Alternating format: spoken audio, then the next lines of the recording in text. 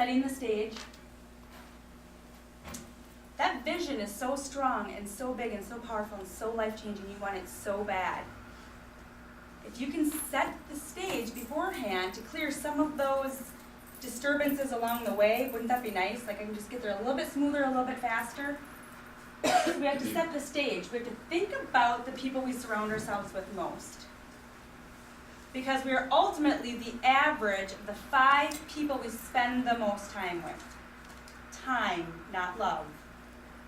Because you can love somebody so much, but they just drain you. Like they're just in their passenger seat, they're in their rearview mirror, and you get on the phone with them and you're like, oh my goodness. I mean, it can be your mom. You're not going to kick your mom out of your life, right? But you might just choose to she might be like number 6 on the list. You just prioritize the time you give and spend with that person. Because it wears on you. And you start to attract that in your life. So find some people that really inspire you and lift you up. People that support your dreams. People that support your weaknesses. People who love you for who you are. Find those people. Who are your top 5? I want you guys to really think about that. Time. Kids don't count. If that were the case, I would be like a 5-year-old kid, but I'm more like a 12-year-old child. Go through that list and think about each person and how they make you feel when you're with them. Do you feel like you could get to that vision just a little bit easier because you have that person by your side cheering you on? They're not leading you, they're not following you, they're by your side.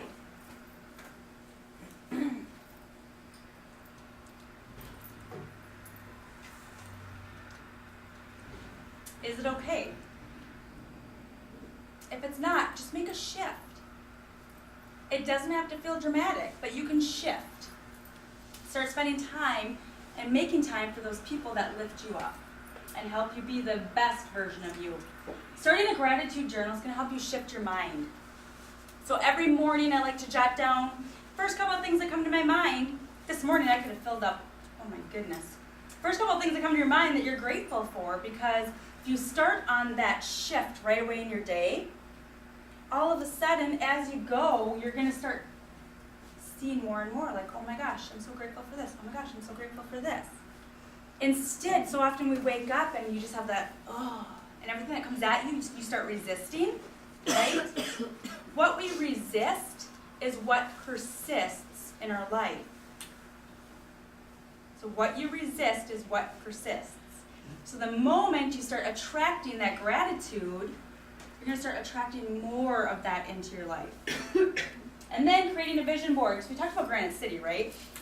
And how it's my death trap. It's because of this chocolate cake that you drizzle this really yummy stuff on, and it's just so good, and I can't resist it.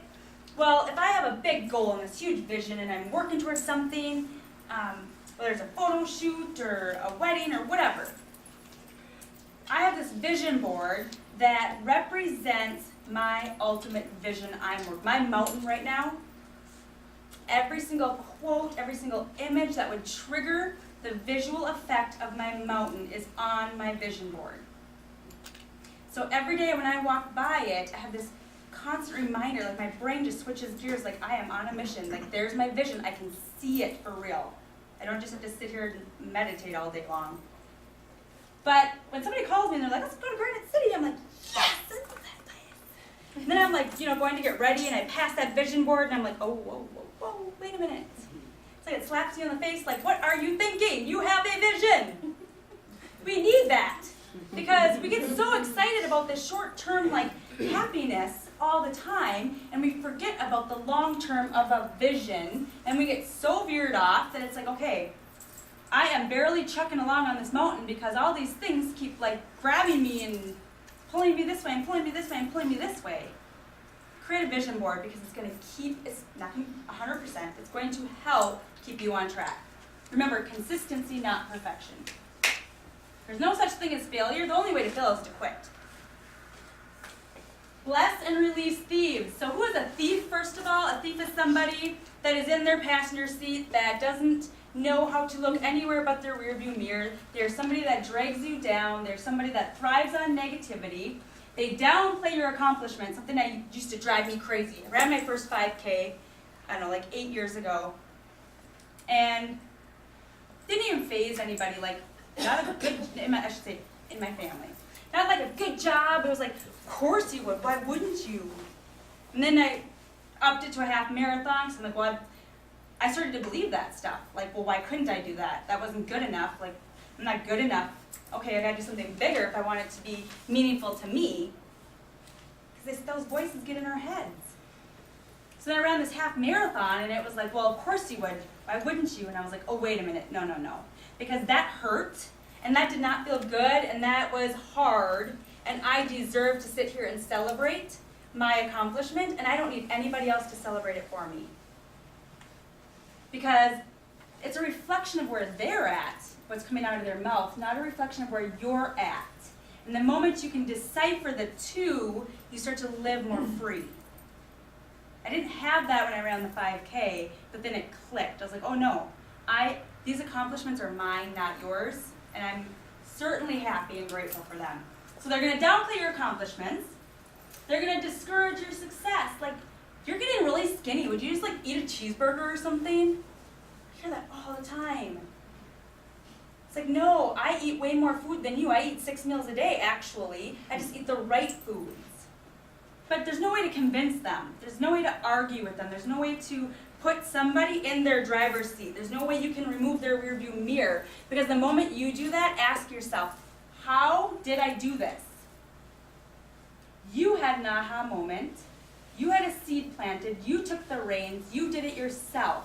That's the only way a true transformation happens, and that's what they need to do.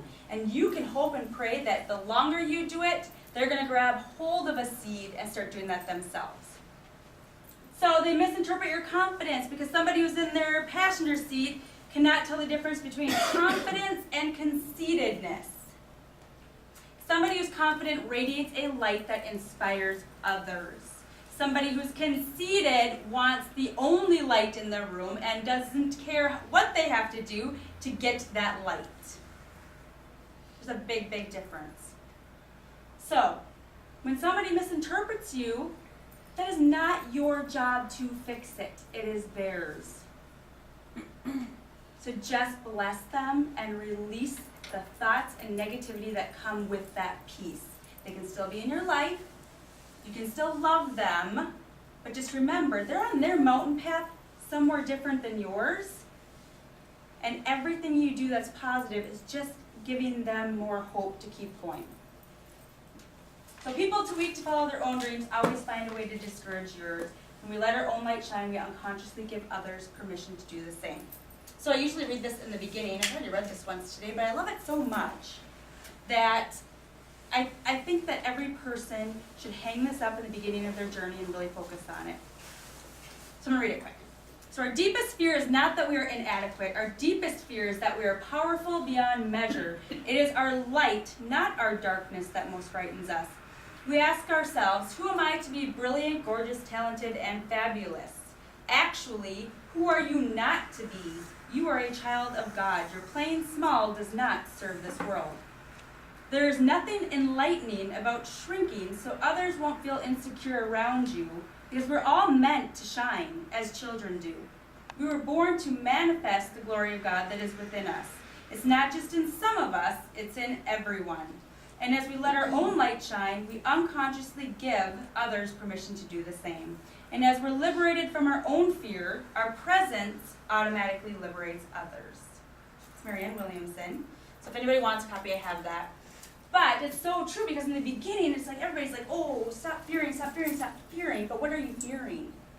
Are you fearing judgment of just being genuinely you? Are you conforming to all of the shoulds in the world so it's more comfortable? What's going on? And really digging deep into that piece and knowing that when you start to value that light, the people that aren't quite there yet, they're going to feel weird. They're going to be like, hey, I told you about these holes that are within me, and now you're like radiant and confident, and every time I'm around you, I feel like my hole is like on my shoulder screaming. It's not your job to fix that. They need to process it. Why is that happening? We constantly can reassure people how much we love them, how unconditionally we're going to support them, and that they don't have to understand our goals, but you can only hope that they support you and love you unconditionally the same.